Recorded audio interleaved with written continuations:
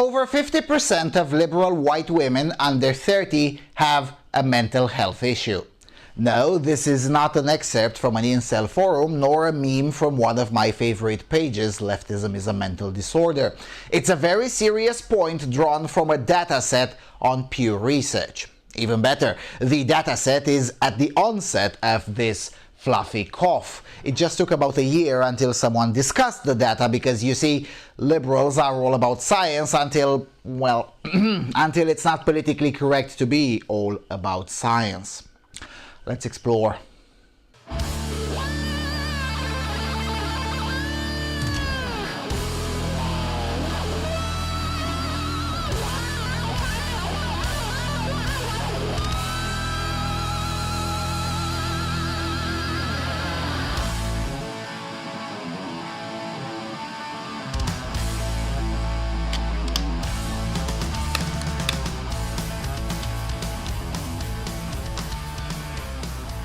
Hello everyone and welcome to the Freedom Alternative.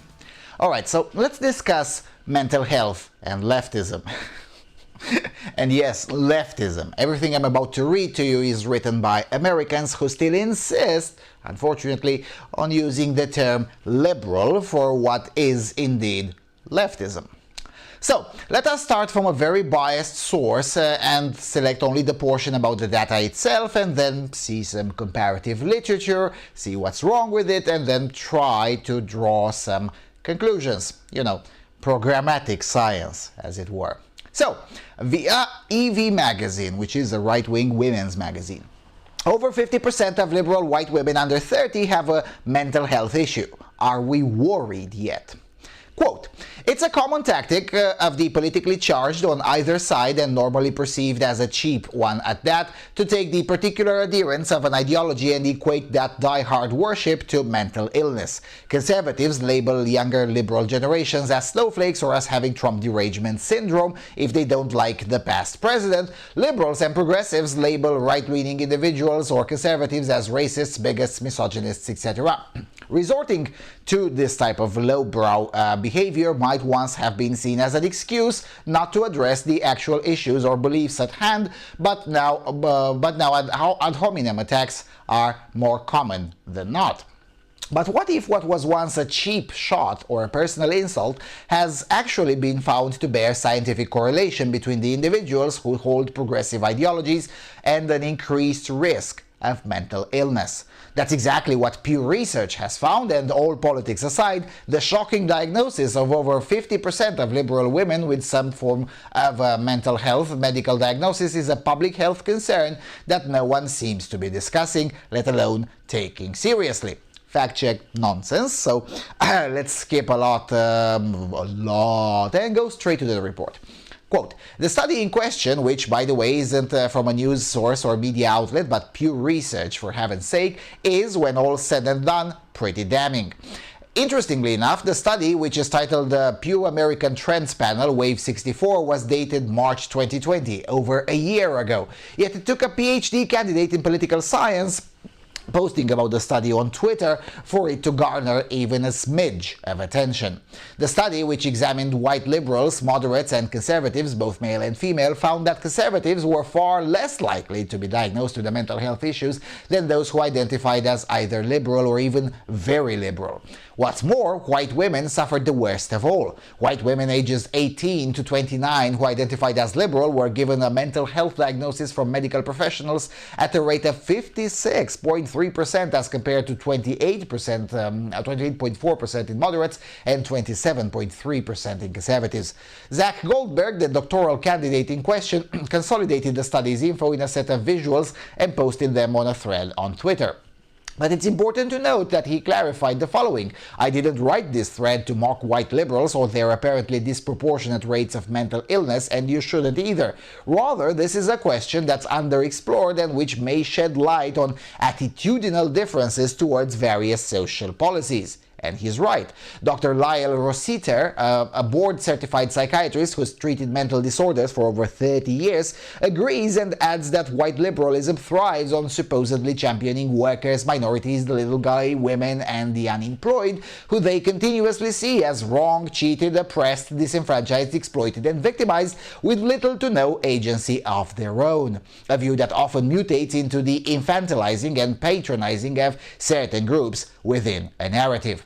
The people responsible for these crimes, as Rossiter tells it: poverty, disease, war, ignorance, unemployment, racial prejudice, ethnic and gender discrimination, modern technology, capitalism, globalization, and imperialism. In the radical liberal mind, this suffering is inflicted on the innocent by various predators and persecutors: big business, big corporations, greedy capitalists, US imperialists, the oppressors, the rich, the wealthy, the powerful, and the selfish. That's pretty much an exhaustive list of every grievance and every perpetrator that progressives see as responsible for these injustices which plague our disenfranchised communities, while moderates and conservatives seemingly sit idly by, unconcerned with anything but their own privilege. But as the study exemplifies, the champions of these causes, white women in particular, aren't exactly living the liberal utopia they believe we all should be living. It's truly unfortunate that so many women are facing these kinds of issues, and that this prevalence of mental illness among progressive women might be weaponized for political purposes. If there's one thing this topic deserves, it's delicacy and empathy. We should feel compassion for these women, especially if we've struggled with mental health ourselves.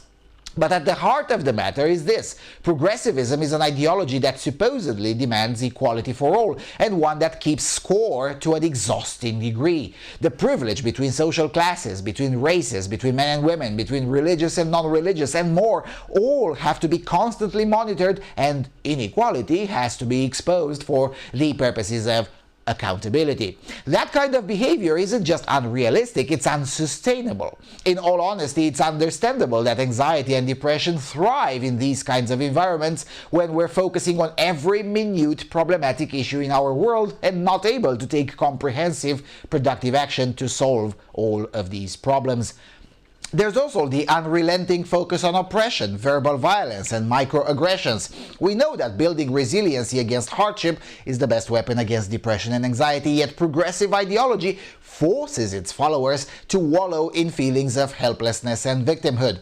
Instead of empowering women and minorities with self-knowledge, strength of character, and resilience to hardship, progressivism encourages victims to stay in a place of fear and helplessness.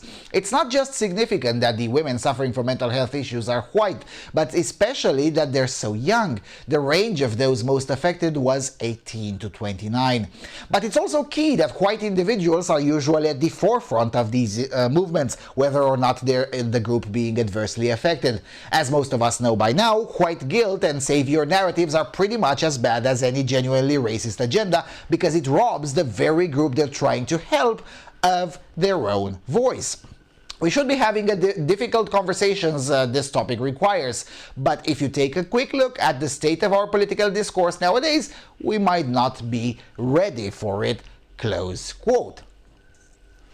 Alright, so as I said, it is a very biased source, but the data is real. So let's look a bit more on the data. The doctoral candidate and fellow at the Center for the Study of Partisanship in Ideology, Zach Goldberg, goes into great details about the data, both in his Twitter feed and into one of CSPI's podcasts. By the way, sometimes I'm upset that I stutter or stumble in some of my English language podcasts, but then I listen to Zach Goldberg's podcast on the Awakening on CSPI's channel, and I suddenly feel great about my own flow in English. Anyway, so one of the first things to object to the reading of this data is the age correlation. Looking at the graph, it would seem that it may be the case that younger people seek mental health advice more often than older people, and that's why you get such lopsided results. Well, luckily, Mr. Goldberg did the work for me and controlled for that, and no dice.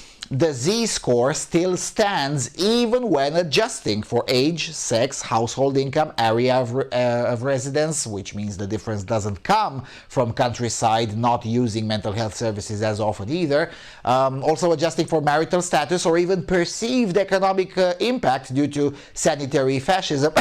Sorry, I mean due to the pandemic, because we all know that this fluffy cough writes emergency orders and shuts down businesses, and leftist governments have nothing to do with that. Anyway, so no dice on the age factor. How about religion? Well, church frequency, it turns out, doesn't moderate the differences either. In other words, this difference between very leftists and the rest of us still holds regardless of whether they're religious or not, or whether they have a religious community to lean on or not. Ouch. Now, it could be because lefties score higher on neuroticism, which is something that this dataset confirms as well, and it's a fact well known for many years now, but for some reason it's still haram to consider it established science because Jonathan Haidt said it, or something. Anyway, the bigger problem is that this particular study is not the first to notice this. In fact, it's very difficult to find datasets that do not confirm this. And let's look at some of these, just to drive the point home that this is not a one-off by one researcher reinterpreted by a magazine with an agenda. So, in 2010, Pew Research Center asked, how would you say things are in your life? 52% of Democrats and 51% of Republicans said they were pretty happy.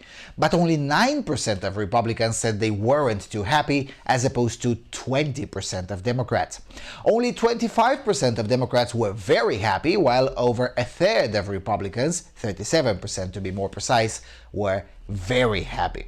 In fact, between 1972 and 2008, according to the same study by Pew in 2010, the share of Democrats seeing themselves as very happy shrunk from 28 to 25%, while the share of very happy Republicans increased from 35 to 37%, with a peak at 43% in 1980 and 2007.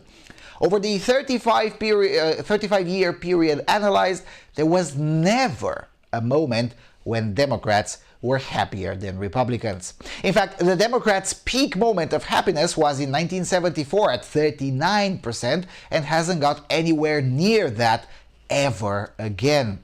It's interesting that in this 2010 study from Pew, education, race, ethnicity, and gender show no significant impact, whilst the biggest predictor of happiness given is health, followed by church attendance.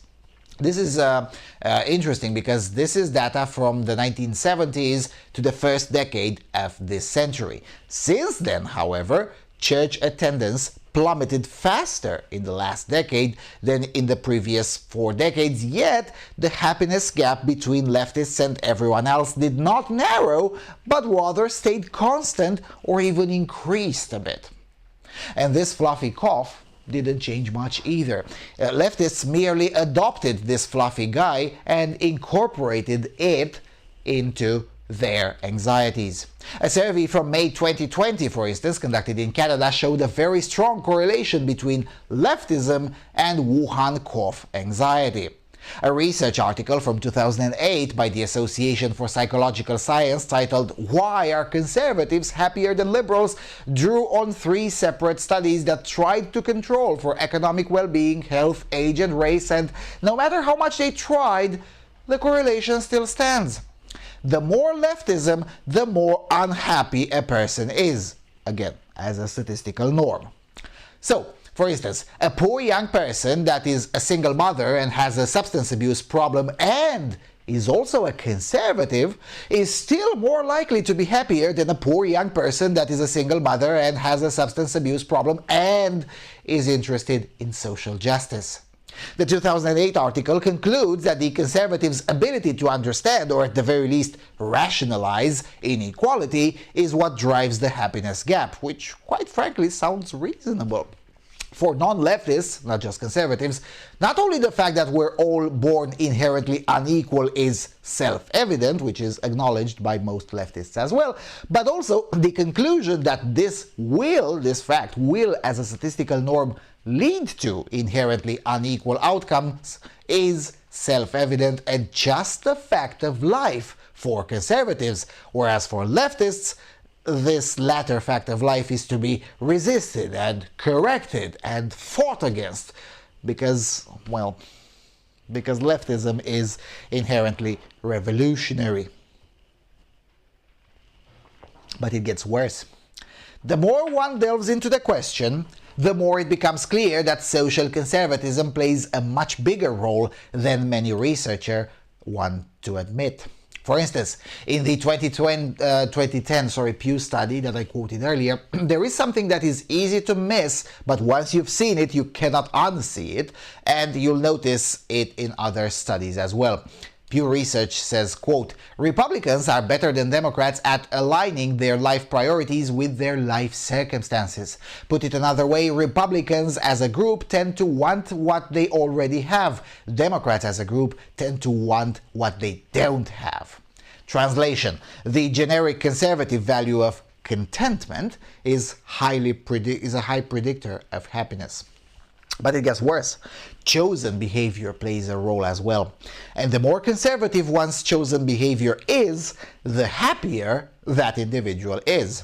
So, as you can see on the graph, both Democrats and Republicans care about a successful career, but Democrats care more. Almost 2/3 as opposed to a slight majority in the case of Republicans. Everyone likes having free or spare time, but Democrats want it more. Almost 3/4. But then it gets really lopsided. Being married is important to over 60% of Republicans, but a minority of Democrats agree. More than 2/3 of Republicans value having children, but only a slight majority of Democrats. Almost 2/3 of Republicans care about leading a religious life, but only a minority of Democrats agree. And these two also speak very well to the point with which this video started. Having children is routinely more important to women than to men. Also, followers of religion skew slightly female and always have been. So it is no wonder that if these are high predictors of happiness, left-wing women who, just like left-wing men, reject these things as a statistical norm, will have a slightly worse time mental health-wise. And perhaps the most telling one, the majority of Democrats and Republicans don't care that much about being wealthy. But out of the minority that do, twice as many are Democrats. Again, this is a study that is from 11 years ago.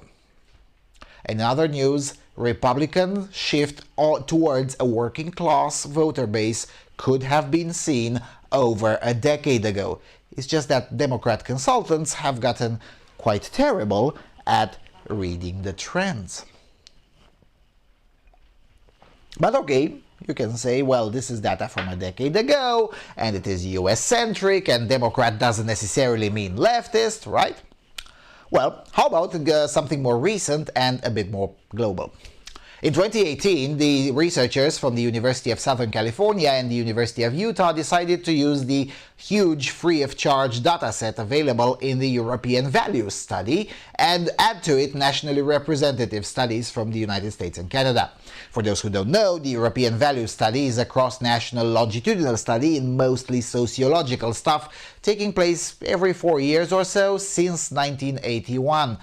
Currently, it is produced by Tilburg University in the Netherlands, and the data for the last 40 years is available for free on the internet and stored by the Leibniz Institute for Social Sciences in Köln, Germany.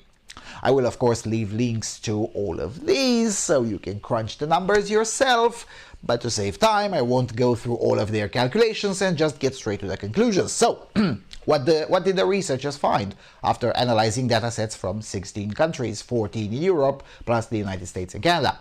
Well, conservatives reported feeling there was more meaning and purpose in life than liberals did. The research paper contains 5 studies, or better said, analyses, and all of which replicated each other's findings. Conservatives found life more meaningful in datasets from several countries in the early 80s, in a nationally representative dataset of Americans in 2007, and in data collected between 2010 and 2017. In other datasets, conservatives found greater meaning in life when the measures were taken at the end of every day for 2 weeks. They were also more likely to feel that their lives had a clear sense of purpose at any given moment. In another analysis, the authors found social rather than economic conservatives were especially likely to find meaning in life, once again confirming the observation made by Pew 11 years ago, or the observation by the Association for Psychological Science 13 years ago. The conclusion remained unchanged even when controlling for religiosity, which means that it wasn't just that conservatives had a more ardent belief in God, but merely choosing a socially conservative behavior, regardless of the reasons or morality behind it, correlated with better mental health outcomes. A study from 2011 called "Conservatives Are Happier Than Liberals, But Why? Political Ideology, Personality and Life Satisfaction," published by the Journal of Research in Personality, is even more depressing for leftists. Now, this one not only bulldozes through the explanations brought in by the bona fide leftists who populate the academe, but it also brings up another point, that extremists are the happiest of all. And perhaps even more important, even there the difference skews conservative. Or in other words, while both the people on the extreme left and those on the extreme right are happier than the other groups, that will be solid left, solid right, and the so-called moderates, the people of the extreme right are still happier than those of the extreme left. When this study was made, the extreme left was thought to be Occupy Wall Street crowd, and the extreme right was the Tea Party. That was 10 years ago. Today, extreme right is believing in borders, meritocracy, heterosexual marriage, individual liberty, proper rule of law, rejection of victimhood, and prioritizing liberty over almost everything else. While extreme left is Black Lives Matter, anti-white institutional racism, universal handouts, inflation denialism, speech codes, demonizing liberty, embrace of victimhood, and prioritizing dictatorship over most of everything else. So you take a guess. How would the data look today? Have the so-called extreme left from 2011 gotten happier over the last decade, or less happy?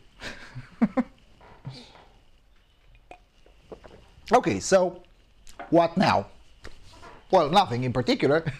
The news that 50% of leftist women have mental health issues is not news.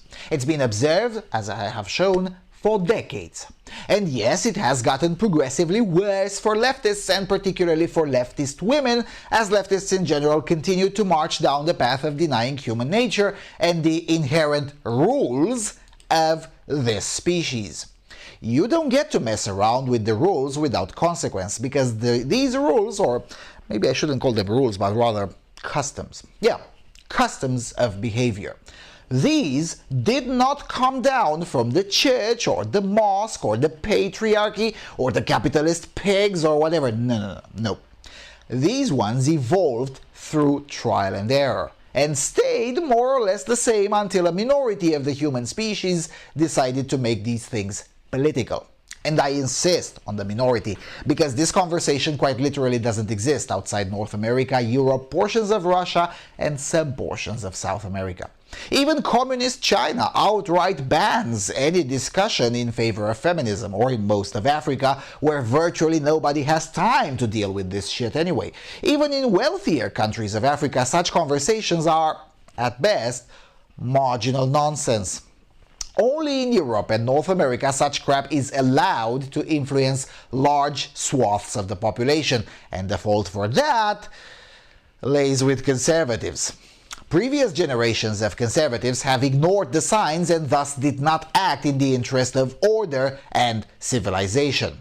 We could even say a lot of performative conservatives are guilty of a dereliction of duty. And I call them performative conservatives because there is no way I can call people who otherwise preach liberty, individualism, and all the good stuff and then turn around and preach speech codes, state-sponsored monopolies, or, more recently, sanitary fascism. But while we can't change the past, there are things that can be changed now, starting with, of course, helicoptering the performative conservatives and performative libertarians. But then going on with emphasizing the happiness gap. Hear me out. 14 months ago, I jokingly said that we should invest in private psychiatric wards because there is going to be a need of those following the mental health toll that will for sure be felt as a result of the useless, illiberal, immoral, illegal, and dictatorial policies adopted under the excuse of this fluffy cough. But now that I think about it more, and a bit more, maybe it's not psychiatric wards that we need, but rather leadership by example. It matters both big and small, leadership by example works, especially if the one trying it is very emphatic about it. This is what I mean by emphasizing the happiness gap. Whilst non-leftists are generally happier than leftists, we rarely show it. And for good reason, oftentimes. After all, it's none of your goddamn business, right? But if we are to make peer-to-peer progress, we're gonna have to find ways to show that too. And yes, there's a study on that too. Conservatives report, but liberals display greater happiness is a research paper from 2015 that measured smiles. No, seriously. I'm not joking.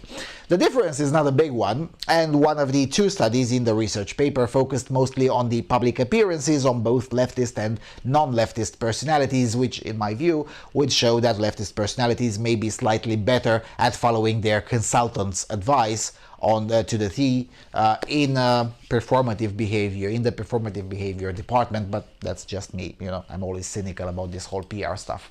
Studies aside though, it is true that non-leftists aren't particularly keen on displaying happiness in public, and the in-public distinction is very important.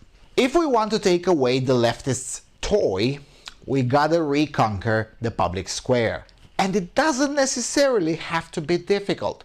Heck, one of the reasons we piss off urbanite lefties in my neck of the woods is because me and my colleague laugh often during our podcasts. And we don't take ourselves way too seriously all the freaking time, like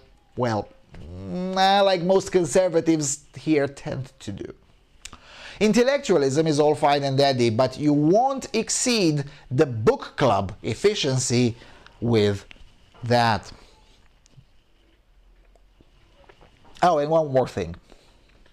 Generally, when encountering a leftist, start with the heuristic assumption that you're dealing with someone high in neuroticism that likely has a mental health issue, both for that person's sake and your own sake. Trust me, you'll find it much easier to work through the conversation if you start from that assumption. And that's pretty much it. What do you all think? Does your experience reflect the studies? And if not, in what ways it doesn't? And why do you think that is the case? Let's discuss this, because if we can efficiently incorporate this knowledge into our lobbying, advocacy, shilling, and agitation activities, we can achieve more faster. The discussion is not meant to make us feel better, heck, we already do, according to the studies, but it's meant to find ways to use this wisdom to our advantage. So yeah.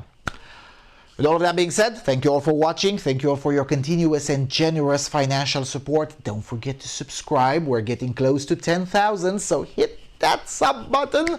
Visit our website, and we'll see you all soon on the Freedom Alternative.